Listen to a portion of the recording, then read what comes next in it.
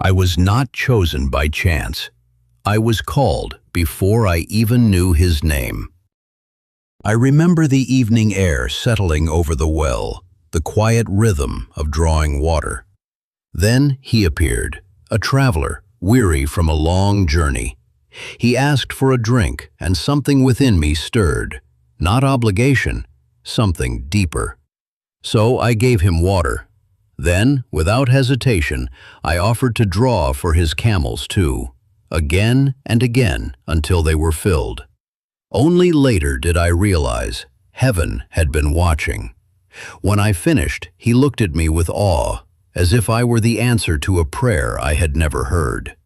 Then he spoke of Abraham, of his son Isaac, and of a God who leads with purpose.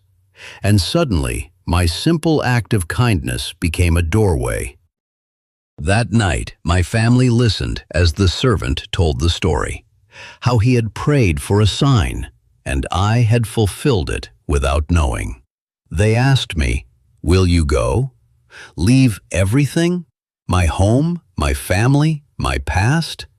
I felt fear, but stronger than fear was a quiet certainty. This was not chance, this was calling.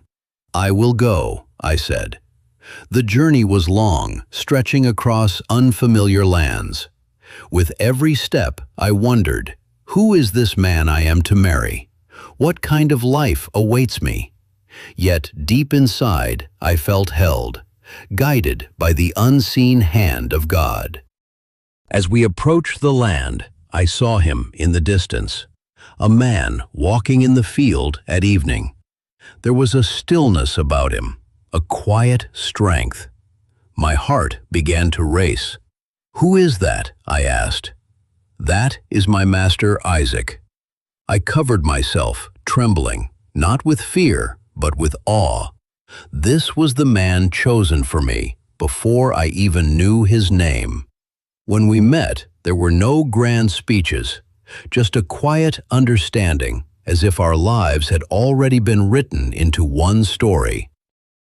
Isaac brought me into his mother's tent, and I became his wife.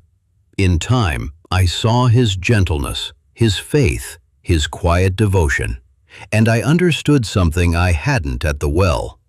God does not merely guide moments, He weaves lives together. From a single act of kindness, to a journey of faith, to a love ordained before we ever met. I was not chosen by accident. I was seen, I was led, and I was brought exactly where I was meant to be.